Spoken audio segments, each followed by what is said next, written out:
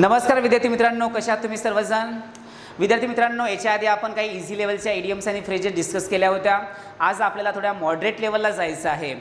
ज्या इडियम्स परत परीक्षेमध्ये विचारल्या गेलेल्या आहेत किंवा ज्या फ्रेजेस परत परीक्षेमध्ये विचारल्या गेलेल्या आहेत त्याच आपण या ठिकाणी डिस्कस करणार आहोत. तर त्यासाठी तुम्हाला सारखं रिव्हिजन त्याचं करावं लागेल. तुम्हाला माझ्यासोबत सुद्धा थोडं रटावं लागेल आणि त्याची थोडीशी उजळणीसुद्धा करावी लागेल. तर मित्रांनो, आपण अल्फाबेटिकली या संपूर्ण ज्या इडियम्स किंवा फ्रेजेस ज्या आहेत त्या डिस्कस करत जाणार आहोत. तर तुम्हालासुद्धा त्या अल्फाबेटनुसारच लक्षातसुद्धा ठेवायचं आहे. तर सुरुवात करूया आपण आजच्या पहिल्या फ्रेजला. Take something somebody into account. आता लक्षात घ्या, take something or somebody into अकाउंटचा अर्थ काय होतो? तर एखाद्या गोष्टीविषयी विचार करणे किंवा ती गोष्ट विचारामध्ये घेणे, त्यालाच काय म्हटलं जातं? तर त्याला म्हटलं जातं टेक इनटू अकाउंट. काय म्हटलं तर त्याला? टेक इनटू अकाउंट असं म्हटलं जातं. तर मित्रांनो बघा, या ठिकाणी आपण टेक इनटू अकाउंट कधी वापरतो? जेव्हा आपल्याला एखाद्या विषयी विचार करायचा असतो तेव्हा आपण त्याला काय म्हणत असतो? टेक इनटू अकाउंट म्हणत असतो. तर लक्षात ठेवायचं आहे. याच्यानंतरची फ्रेज बघा काय दिली गेलेली आहे. Get one's act together. Get one's act टुगेदरचा अर्थ होतो स्वतःला व्यवस्थित करणे किंवा चांगल्या पद्धतीने काम करण्यासाठी स्वतःला तयार करणे. त्यालाच काय म्हटलं जातं? तर त्यालाच म्हटलं जातं गेट वन्स ॲक्ट टुगेदर. म्हणजेच काय करायचं आहे? तर स्वतःला एखाद्या चांगल्या कामासाठी तयार करायचं आहे किंवा बनवायचं आहे. यानंतर बघूया समोरची फ्रेज,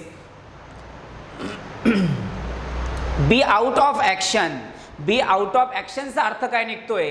तर काम न करू शकणे किंवा कार्य न करू शकणे. म्हणजेच काय बरं? तर बी आउट ऑफ ॲक्शन असं त्याला म्हटलं जातं. मी जे तुम्हाला फ्रेजेस घेतोय त्या फ्रेजेस परत एक्झाममध्ये आलेल्या आहेत, ज्या एक्झाममध्ये नेहमी विचारले जात आहेत त्याच फ्रेजेस मी तुम्हाला सांगतोय. त्यामुळे तुम्हाला याला थोडं सिरियसली घ्यावं लागेल, कारण फ्रेजेसशिवाय किंवा इडियम्सशिवाय आपलं स्कोरिंग वाढू शकत नाही. कारण बऱ्याच विद्यार्थ्यांना इडियम्स किंवा फ्रेजेसचा जो प्रॉब्लेम आहे तो नेहमी येत असतो, कारण लिहिलं गेलेलं काहीतरी वेगळं असतं आणि त्याचा अर्थ काहीतरी वेगळा असतो. त्यामुळे शब्दशः त्याचा अर्थ घ्यायचा नसतो. तर त्याचा शब्दशः अर्थ जर आपण घेण्याचा प्रयत्न केला तर आपले सगळे उत्तरं जे आहेत ते चुकून जातील. म्हणून मित्रांनो, आपल्याला थोडीशी याला मेहनत करावी लागेल.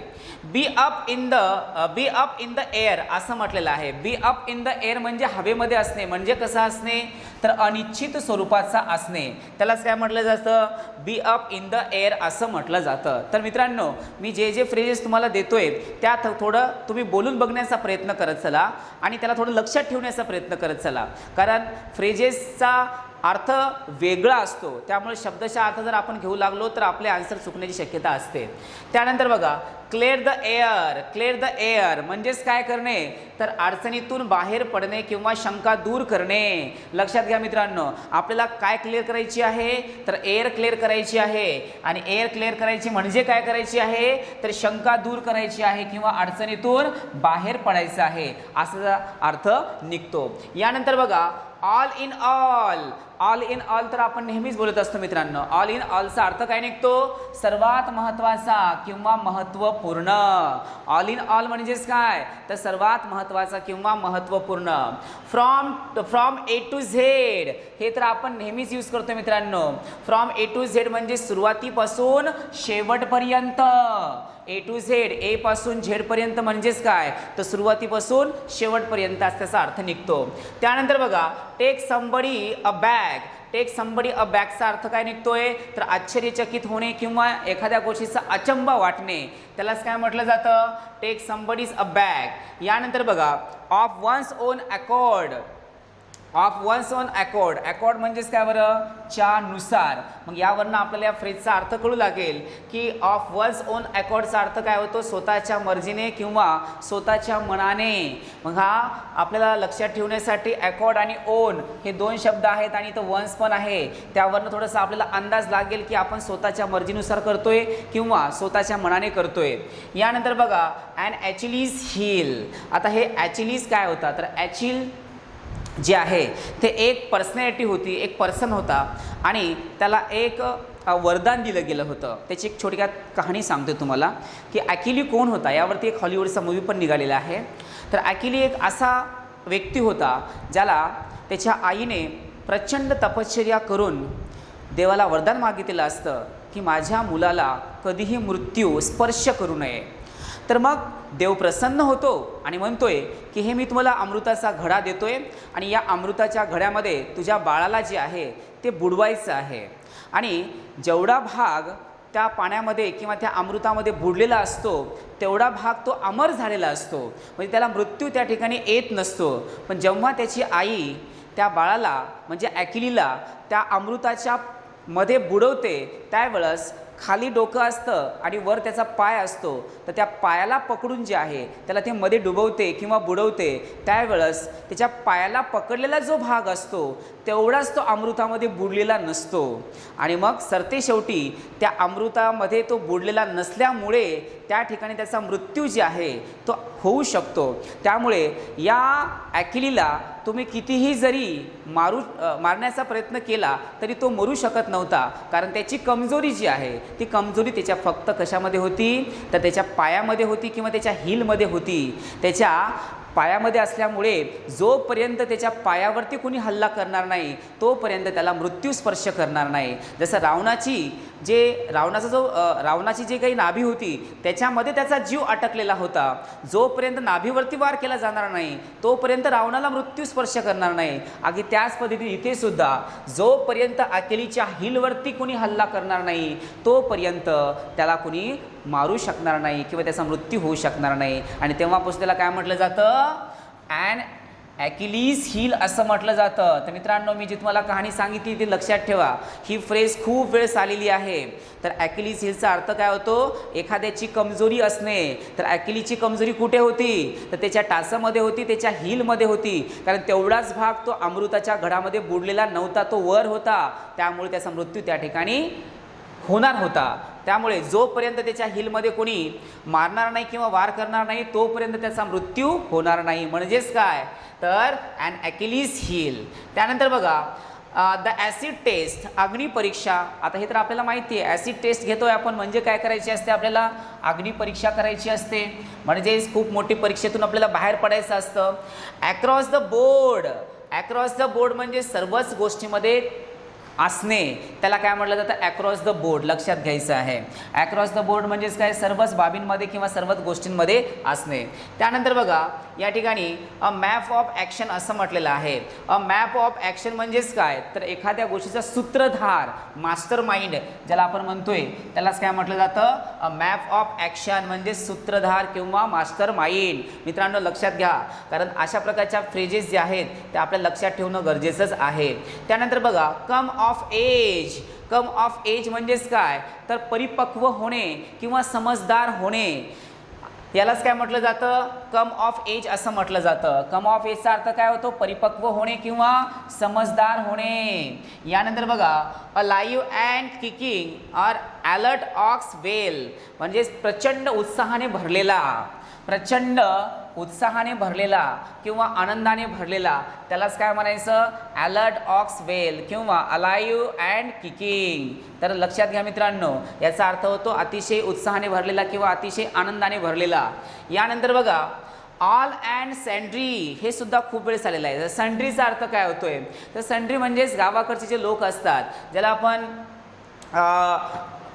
काय म्हणू शकू बघा ऑल अँड सन्ड्री म्हणजे गावाकडचे जे सामान्य लोक आहेत, बिचारे शिक्षित नसतात, अशा लोकांना काय म्हणायचं ऑल अँड सन्ड्री. काय म्हणायचं त्याच्यामध्ये सर्वच आलेत, म्हणजेच सर्व व्यक्तींमध्ये आपल्याला जर एखाद्या व्यक्तीला जर काढायचं असेल तर त्यावेळेस आपण ही फ्रेज वापरतोय ऑल अँड सन्ड्री. म्हणजे सामान्यातील सामान्य माणूससुद्धा, ग्रामीण भागातला सुद्धा, जंगलामध्ये राहणारे सुद्धा, यालाच काय म्हटलं जातं ऑल अँड सन्ड्री. तर लक्षात घ्या मित्रांनो, ही फ्रेज खूप वेळेस आपल्याला विचारली गेलेली आहे, सामान्य लोक किंवा सामान्य माणूस. त्यानंतर बघा अल्फा अँड ओमेगा.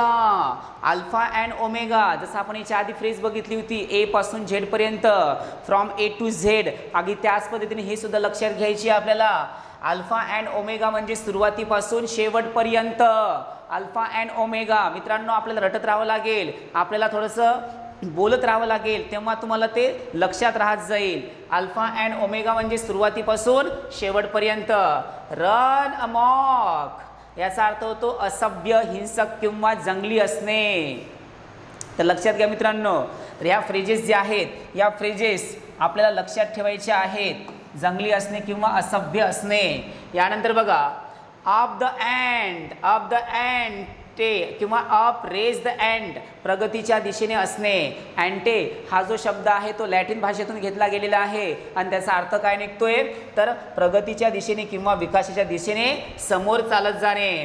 त्यानंतर बघा have ants in one's pants. बघा have ants in one's pants म्हणजे एखाद्याच्या पॅन्टमध्ये जर मुंगी गेली असेल तर त्याला कसं अस्वस्थ वाटू लागतं. अगदी त्याच पद्धतीने कासावीस होणे, बेचैन होणे, अस्वस्थ होणे म्हणजेच काय तर अँड्स इन वन्स पॅन्ट्स शब्दाचा अर्थ घ्यायचा नसतो. जेव्हा एखादा व्यक्ती फारच विचारामध्ये असतो, फारच गोंधळामध्ये असतो, काय करावं काय नाही हे त्याला कळत नसतं, तेव्हा ही फ्रेज घ्यायची. प्रत्येक वेळेस शब्दशः त्याचा अर्थ घ्यायचा नसतो. एखाद्याला अस्वस्थ वाटणे किंवा बेचैन वाटणे म्हणजेच काय तर अँड्स इन वन्स पॅन्ट्स. यानंतर बघा apple of discord. Apple of discord म्हणजेच काय भांडणीचं मूळ कारण. भांडण कशामुळे झाली आहे त्याचं मूळ कारण काय आहे हे सांगणे म्हणजे नेमकं काय तर ॲपल ऑफ डिस्कॉर्ड म्हणजेच काय भांडणीचे किंवा वादाचा मूळ विषय त्यालाच काय म्हणायचं ॲपल ऑफ डिस्कॉर्ड. मित्रांनो ही सुद्धा फ्रेज खूप वेळेस विचारली गेलेली आहे. तुम्ही मराठीमध्ये सुद्धा बोलताना याचा वापर करायला पाहिजे जेणेकरून आपल्याला ह्या फ्रेजेस किंवा ह्या आयडियम्स जे आहेत ते लाईफ टाईमपर्यंत लक्षात राहतील. यानंतर बघा the apple of one's eye. The apple of one's आयचा अर्थ काय निघतो एखादी व्यक्ती अतिशय प्रिय असणे किंवा अतिशय आवडीची असणे त्यालाच काय म्हटलं जातं the apple of one's eye. खूपच प्रिय असणारा व्यक्ती. लक्षात घ्या मित्रांनो ही सुद्धा फ्रेज खूप वेळेस परीक्षेमध्ये विचारली गेलेली आहे. त्यामुळे तुम्हाला हे बोलताना लक्षात ठेवावं लागेल किंवा याचा वापर बोलताना करावाच लागेल. Upset the apples cart.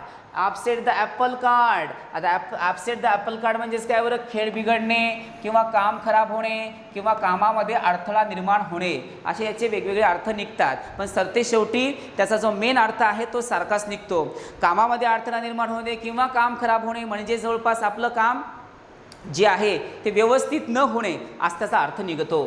त्याच्यानंतर बघा seal of approval. Seal of approval म्हणजेच काय सहमती असणे किंवा संमती असणे ॲग्री होणे. तर मित्रांनो लक्षात घ्या कोणती फ्रेज आहे या ठिकाणी seal of approval. Seal of ॲप्रुव्हलचा अर्थ होतो सहमती दर्शविणे किंवा संमती दर्शविणे. यानंतर बघा keep something or somebody at arm's length. एखाद्या गोष्टीला आपल्या जवळून दूर ठेवणे म्हणजेच काय आर्म्स लेंथवरती. आर्म म्हणजेच काय बाहुवाणी आपल्याला समोर ठेवायचे किंवा दूर ठेवायचे म्हणजेच काय करणे तर आर्म्स लेंथ. तर एखाद्या गोष्टीला आपल्याला स्पर्श करायचा नसेल तर त्याला दूर ठेवलेलंच बरं असं आपण जसं म्हणतो का नाही आहे अगदी त्याच पद्धतीने ही इंग्लिशमधली फ्रेज महत्त्वाची आहे. तर इथं काय म्हणायचं कीप आर्म्स लेंथ त्याला दूरच ठेवायचं आहे किंवा त्याला जवळ करायचं नाही. याच्यानंतर बघा the long arm of the law. The long arm of the law कायद्याची पोच असणे कायद्याची शक्ती असणे. तर आपण म्हणत असतो की कानून के जे हात होते बहुत लंबे होते है. त्याच पद्धतीने इथे सुद्धा कायद्याची शक्ती खूप महत्त्वाची असते किंवा खूप मोठी असते. तर या ठिकाणी लॉ या शब्दावरनं आपल्याला लक्षात येईल आणि या आर्म या शब्दावरनं लक्षात राहील की कानून के जे हात होते बहुत लंबे होते है. तर त्यानुसार हे लक्षात ठेवता येईल.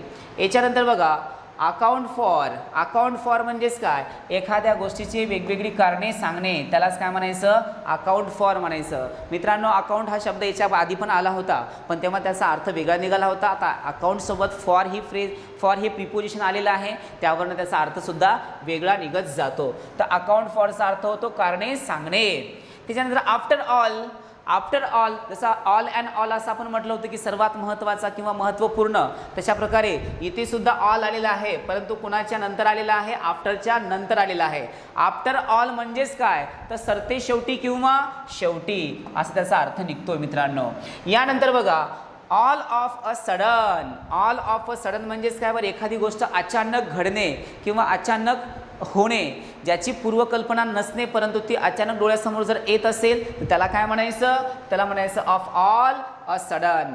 यानंतर बघा as a matter of fact, वस्तुस्थिती असणे किंवा फॅक्ट असणे. त्यानंतर बघा आता काही आपण असे काही कंजक्शन्स घेतोय त्याचे अर्थ आपल्याला माहिती आहेत, तरी पण आपल्या या अल्फाबेटमध्ये आल्यामुळे आपण त्याचं रिव्हिजन थोडक्यात करूया. ॲज फार ॲज याचा अर्थ तो जोपर्यंत किंवा तोपर्यंत, ॲज फार च्या संबंधित, ॲज लॉंग ॲज जोपर्यंत किंवा जेव्हापर्यंत, ॲज सून ॲज जसंही किंवा एखादी गोष्ट होते ना होते लगेचच असं त्याचा अर्थ निघतो. ॲज टू म्हणजे च्या संबंधित, ॲज वेल ॲज म्हणजे च्या सोबत. ह्या ज्या कंजंक्शनच्या रूपामध्ये आलेल्या ज्या फ्रेजेस आहेत ते आपण नेहमी यूज करतो, पण अल्फाबेटमध्ये आल्यामुळं आपण याचा सुद्धा या ठिकाणी उल्लेख केलेला आहे. अराइव इन अ बॉडी, आता याचा अर्थ काय निघतो, एखादी गोष्ट पटकन लक्षात येणे किंवा आपल्याला समजणे. याच्यानंतर बघा बिलो बाय बिलो अकाउंट, संपूर्ण घटनेचे वर्णन करणे किंवा संपूर्ण गोष्ट किंवा संपूर्ण घटना व्यवस्थित समजावून सांगणे, त्यालाच काय म्हटलं जातं, बिलो अकाउंट. त्यानंतर बघा इन एजेसचा अर्थ होतो खूप वेळापासून, खूप काळापासून, त्याला खूप वेळ झालेला आहे अशा प्रकारे सांगायचं असेल तर आपल्याला या ठिकाणी एजेस हा शब्द आहे. एजेसचा अर्थ काय होतो बरं, खूप कालखंडापासून किंवा कालावधीपासून. यानंतर बघा ऑल अप विथ समबडी, कोणासाठी तरी सर्व काही संपणे. बघा आता इथं काय म्हटलेलं आहे, ऑल अप या शब्दाचा अर्थच होतो संपणे. ऑल अप विथ समबडी, एखाद्यासाठी किंवा कुणाच्या तरी साठी संपूर्ण गोष्ट समाप्त करून टाकणे किंवा त्याचा शेवट करून टाकणे, त्यालाच काय म्हटलं जातं, तर त्याला म्हटलं जातं ऑल अप विथ समबडी. यानंतर बघा all hell will let loose, अव्यवस्था असणे, त्यामध्ये कुठल्याही प्रकारे तुम्हाला कन्व्हिनियन्स न दिसणे म्हणजेच अव्यवस्थित असणे. त्याच्यानंतर बघायचं आपल्याला as board as its long, तर याचा अर्थ होतो कोणत्याही पद्धतीने पाहिल्यावरती तशाच प्रकारचा राहणे किंवा तशाच प्रकारचा तो दिसणे, त्याला म्हटलं जातं as board as its long. पण त्या ठिकाणी त्याचा अर्थ होतो ॲज इट इज किंवा जशास तसा.